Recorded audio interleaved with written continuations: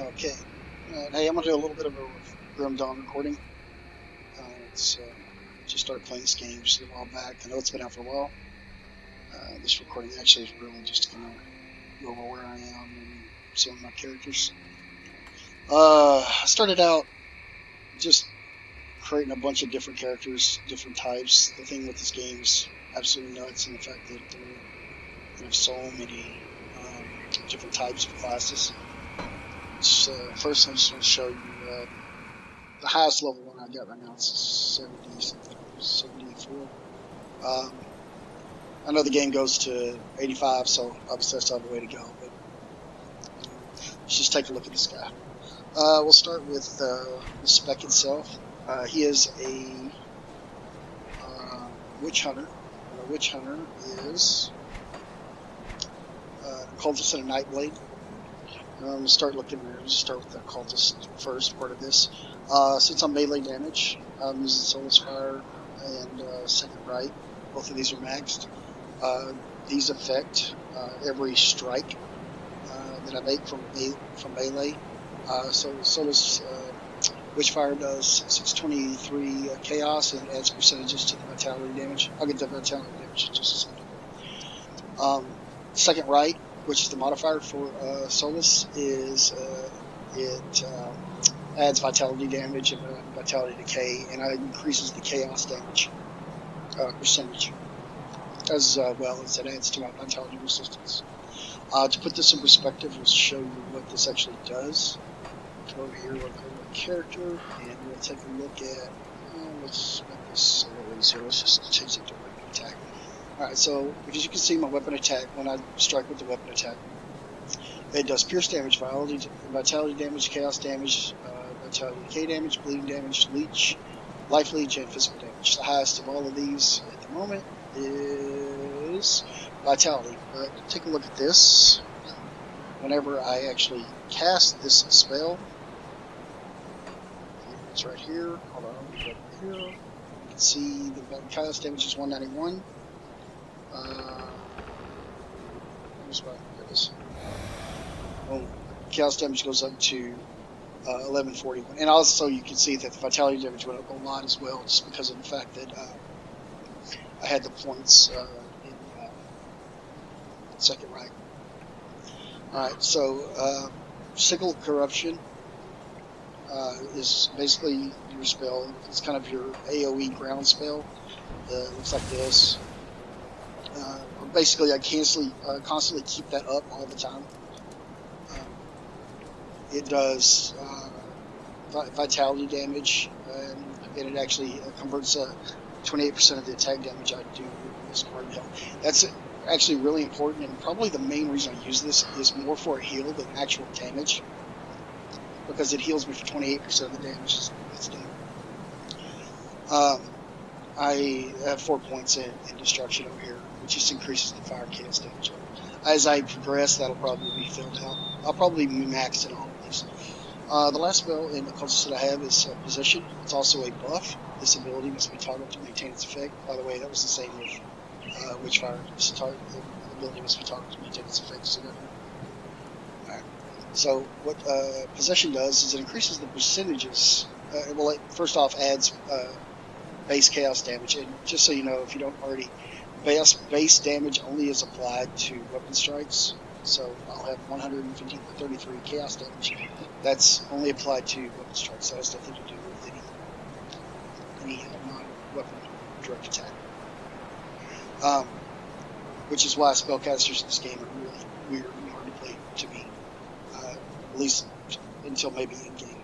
Alright, so that was so we'll take a look at see how Position changes my changes me. 1 second. Sorry. Alright, so as you can see there right now, just look at vitality and chaos. Don't worry about the rest of it. Vitality is 2484. Chaos is 1141. So now let's cast Possession, and you can see it raises those. Turn it off. Turn it on. Increases a bit. More the chaos. This is more for the chaos. But actually, one more thing that makes this enticing to take is the fact that you have the 12% damage absorption, if you notice the very top thing up there. And also the chaos resistance is nice to have as well. Although I found that not just a whole lot of mobs do actual chaos damage, or at least not bosses. At least not ones that I can't get away from. Anyway, you know what I mean? So the chaos resistance is more just bugs. Same with skill disruption protection. I don't cast skills, so I won't be disrupted. So that's a total blank on this since I'm a melee character. Another thing you will notice, and I'll get into it in a second, is the celestial power. You'll see right there it says Giant's Blood for that one. Over here you see one that says Ghoulish Hunger. My signal of consumption has Wendigo's Mark. I'll get into celestial powers in just a second. Alright, so let's move over to Nightblade and look at what spells I have for Nightblade.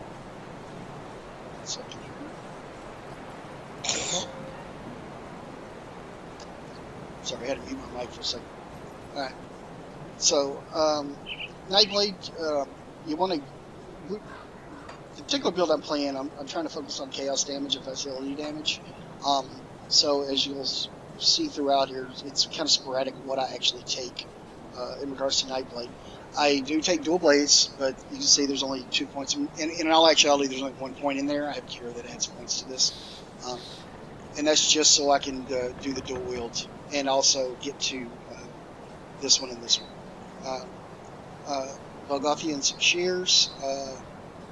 This attack makes dual wielding technique that activates off of your default weapon attack. So basically, my default weapon is as I'm swinging this has a 20% chance to be used, 163 arc, 3 target maximum, so it can hit up to 3 targets. It does main hand damage, offhand damage percentages, and it's physical and it increases piercing. So consider my main damage is vitality. My secondary damage is chaos. My third is going to probably be physical and pierce damage. Physical more. Right, so down here, and also if you'll see here, I skip Natalia's hidden hand because it just does increase poison and acid. I have absolutely nothing that does poison and acid. Although I am thinking about building another build once I get this thing leveled. I'll talk to that. So there's a nice poison build for this as well, but I won't be discussing that. I skipped quick cut, same reason really, because I'm not focusing on piercing damage. I use my points elsewhere. I did put the 5 in Whirling Death. The reason I did Whirling Death is because of the bleeding damage, and also this is an 8 target maximum, so it's really a bigger AOE. That's more the reason I took this one. Also, if you'll see, I'm not going to go past 5 here, and the reason for that is I only want the, if you see under current level 5 right there, and I can't move my mouse, but you can see up there, it says 20% chance to be used. If you look at the next level, it doesn't increase. And here, let me walk over here and I'll explain that in detail. Let me take a point off. I sense turmoil. So if I take a point off of that, see how it says there's an 18% chance to be used? For each point I take off, it lowers. Okay? So 20%, that's the max it can be. So 5 of 8 is all you want in that. And so if you get gear that increases these, you really go in and take the point out. Use it for something else. Because anything over the 20% chance, you don't need. I'm skipping, and and this was actually a mistake. I really only wanted to go here. Although it's not too bad to finish out this bar, because the extra cunning and spirit will actually help you out. And honestly, the energy is what you're going to find. You're going to run out of a little bit of it. So, but I had thought about using execution, so I made my way over there, and then ended up not using it. Safe journey. Execution is. It's kind of it's another one of those percent chance to be used, but it does cold damage. And I didn't want to add a fifth damage right now. Although it is good to have multiple damage types, because you're going to run into bosses and certain mobs that have high resistance to certain types of damage. So just having one type of damage, well, actually I don't know if it's possible in this game. Well, it'd be tough, especially as a melee. But it's not a good idea, so you want to have multiple. Alright, so move it down. moving on. Ring of Steel. I just have 2 points in here. The only reason I have 2 points in Ring of I use this. I don't want to really care to have the extra piercing damage, but I do want that stun target for 1.5 seconds. Is crucial. But outside of that, I'm not really. It wouldn't be bad to put some additional points there, but I'm not at a point now where I can afford it. Maxing out this increases the bleed damage, but the biggest thing with this, the reason you want to get this quite a few points in here, at least 4 or 5, is look at the very last item. It says current level 9, very last item. Chance of target to fumble attacks for 5 seconds. That is huge. That is the attack. Mob can't really attack you. You know, you have a 31% chance of that happening every time you cast this for 5 seconds. That's big. Now keep in mind that doesn't mean he's just immune or he's stunned, because if he attacks 10 times per second, each one of those has a 31% chance of fumbling. So it's not like you're taking him out of the loop, but still, that's a big thing for survivability. Like I said, 2 points there, as many points as you can afford there. All right, now let's move down to Veil of the Shadow. Veil of the Shadow is a buff. It must be toggled to maintain its effect. It increases. What it does is it 6 meter radius around me. It reduces everything's offensive ability by 130. And its total speed by 25%. This is another big one. You want to try to max this out just because of the fact that it is it's a big defense. What else we got here? Blade Barrier.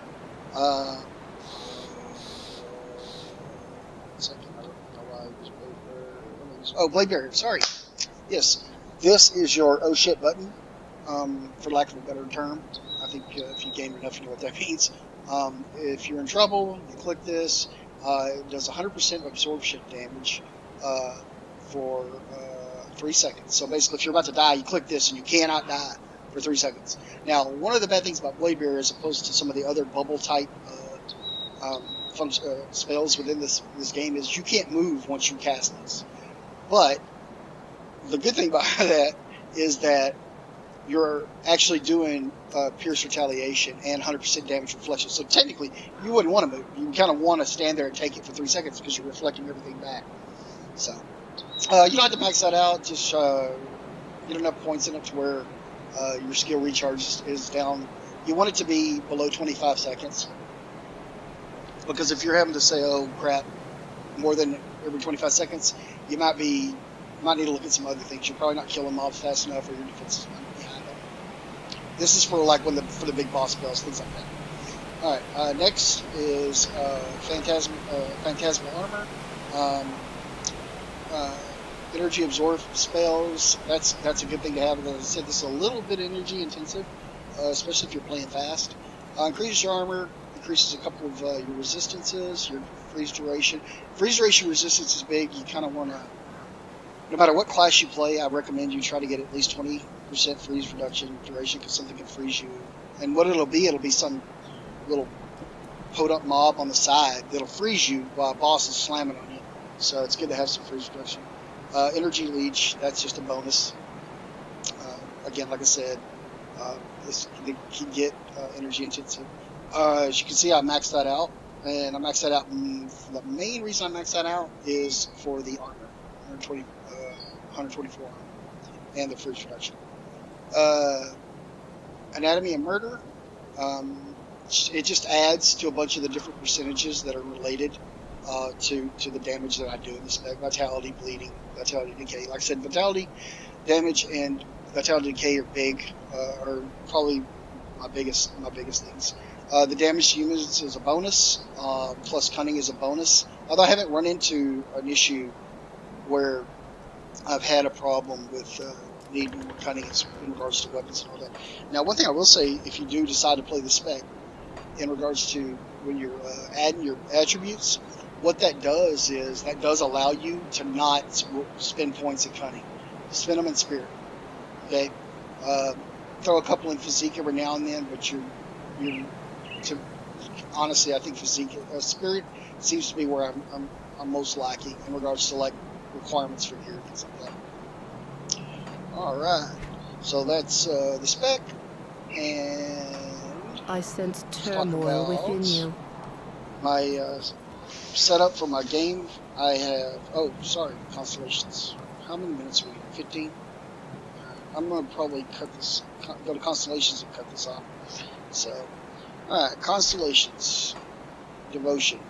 All right, so the the big ones, I'll just go over, and there's no point in going through all the little ones. But the ones that I have mapped to actual spells, Giant's Blood. Matter of fact, this thing is such a glass cannon. You'll notice that I don't have anything. None of my Constellation spells are offensive. They're all defensive. Actually, I take that back. It's offensive. It's a cheer one. So, big one I got is Giant's Blood. Increases whenever 15% chance of getting hit. I get plus 800 health. 28-second recharge. The um, the this is just kind of an automatic oh crap button. It just happens once you know it's kind of good to have. It's constant. Um, Windows Mark. This one will actually do damage. 17% chance on attack. I have this. I'll go through what I have these bound to in a second on my bar. But has a 17% chance on attack to do 27, 18 vitality damage. And the big thing here is that 61% of the attack damage is converted to health. So it's such a big leech. Ghoulish Hunger allows me to increase my life leech. Since this is a big leech spec, this is good. 100% chance if I ever get down below 45% health, this thing kicks in for 6 seconds. And basically, I'm converting all my 60% of my attack power or attack go to my health, and also attack speed, fire resistance, and this as well. What is that? Okay. Bloodbath. I think this one's really not that big of a deal. It's nice to have the vitality damage, the 2 projectiles. I really just did it because I needed the red and green, and to get to other constellations. And you're going to find that that's the same with some of these others as well. But Twin Fang, 68% chance on attack, so that's a higher percentage. It doesn't do a lot of damage though, but it does, like I said, 42% of the attack damage is converted to health, so it's also a little heal as well. I've got, I'll speed this up. Most of the rest of this is all defense related. Resistance. I have some vitality damage and health. What's this one? Life leech, bleeding, resistance. Most of everything else you're going to see here that I've selected was just an ends to the mean, a means to the end to try to get to these two guys. My continuation will go through here. This is actually offensive. This will increase chaos damage, and I'll get an extra linkable spell. All right, so let's talk about those linkable spells. What I had linked. All right, so I have the Wendigos Mark. That's the 17% chance on attack. Bound to this, and the reason I have it bound to this and not my main attack is because this is an AoE spell, so you have a chance, even though it's a 17% chance of attack, this has, if I hit 6 mobs, it's 17% for 6 mobs, because it's, like I said, it's an AoE, you take stuff. Let's see, what else do I got here? Twin Fangs, that was the high level, so catch me crazy. That's the high level, or higher percentage chance to hit. I use Bloodbath more, so it just made sense to use that one there. Chaos Strike, and the other ones were on my passives. So Ghoulish Hunger, it doesn't trigger off of an attack, but you have to give it a spell so you get one of your passives. Same with Giant's Blood, 50% chance would hit. So those are, it doesn't matter. I could have assigned those to anything. All right, so that's my setup, and that's about almost 20 minutes. So I'm going to create a separate video that'll go through some of the gameplay for this, and just look forward to my channel.